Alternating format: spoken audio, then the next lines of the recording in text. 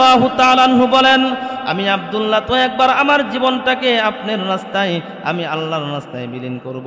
আমি যখন দুনিয়ার জমিন থেকে বিদায় হয়ে চলে যাব, সঙ্গে সঙ্গে আল্লাহর তৈরি জান্নাতে, আমি আল্লাহ রাব্বুল আলামিনের জান্নাতে চলে যাইব। সুবহানাল্লাহ।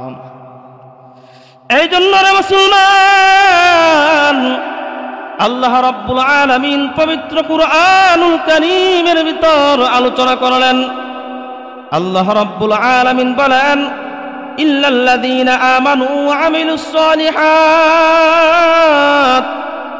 ঈমান আনো, সৎ আমল করো, নেক আমল করো।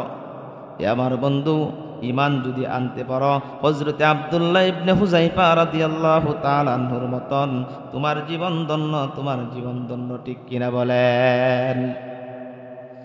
এই জন্য রে বন্ধুগণ, পরীক্ষা ছাড়া আল্লাহ রাব্বুল আলামিনের জান্নাত হাসিল করা যায় না, ঠিক কিনা বলেন? এমনি কি জান্নাতে যাওয়া যাবে? না না না, কোশ্চিন কালেও যাওয়া যাবে না। আল্লাহ রাব্বুল আলামিন পরীক্ষা নিয়ে তারপরেই জান্নাত দিবেন। হযরতে জাকারিয়া আলাইহিস সালাতু ওয়াস সালাম আল্লাহ রাব্বুল আলামিনের পরীক্ষা দিয়েছেন। হযরতে আদম আলাইহিস সালাতু ওয়াস সালামও কিন্তু পরীক্ষা দিতে হয়েছে। শুধু তাই নয় রে আমার বন্ধুগণ, বন্ধু,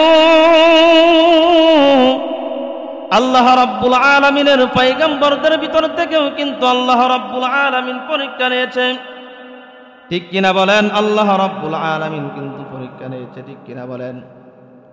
হযরত আইয়ুব আলাইহিস সালাতু ওয়াস সালামের নামটাকে আপনারা শুনছেন কিনা?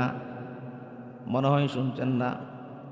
হযরত আইয়ুব আলাইহিস সালাতু ওয়াস সালাম একদিন নয়, দুই দিন নয়, তিন দিন নয়, দীর্ঘ 18 বছর পর্যন্ত কতই না কষ্ট করেছে। শরীরের ভিতর পোকা ঢুকে গেছে, কীড়া ঢুকে গেছে, ঠিক কিনা?